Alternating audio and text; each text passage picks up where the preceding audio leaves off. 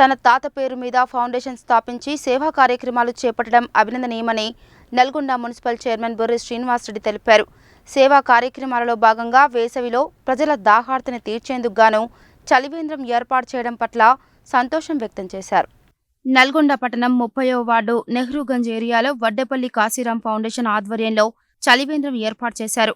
ఈ చలివేంద్రాన్ని గురువారం Nalgonda municipal chairman Borri Srinivasareddy ward councillor Maragoni Naveen Kumar గౌడ్తో కలిసి ప్రారంభించారు.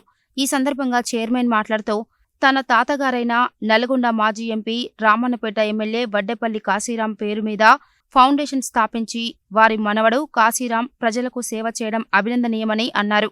ఎండలు ముదిరి 45 డిగ్రీలు దాటుతున్న వేళ ప్రజలంతా జాగ్రత్తగా ఉండాలని సూచించారు.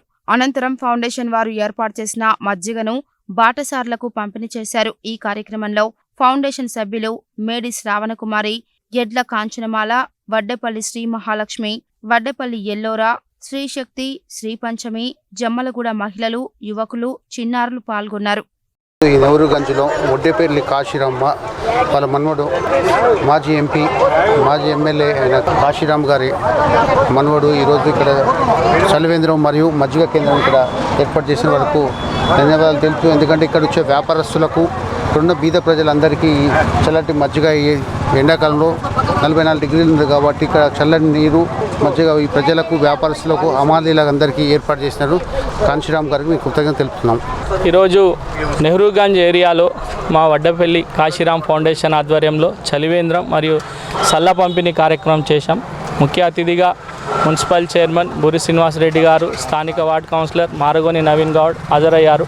మా తాతగారి పేరు మీద పెట్టిన ఫౌండేషన్ ఆధ్వర్యంలో సామాజిక సేవా కార్యక్రమాలు చేస్తున్నాం. అందులో భాగంగా చలివేంద్రం ఏర్పాటు చేశాం. ఎండలు 45-46 డిగ్రీల మధ్యలో ఉన్న సందర్భంగా ప్రజలందరూ జాగ్రత్తగా ఉండాలని, వీలైనంతగా పానీయాలు తీసుకోవాలని, నీరు మజ్జిగ తీసుకోవాలని విజ్ఞప్తి చేస్తున్నాం. ఈరోజు మజ్జిగ పంపిణీ చేస్తున్నాం. నీరే మనకు ప్రాణాధారం. నీటిని వృధా చేయకుండా ప్రజలంతా జాగ్రత్తగా ఉండాలని థ్యాంక్ యూ.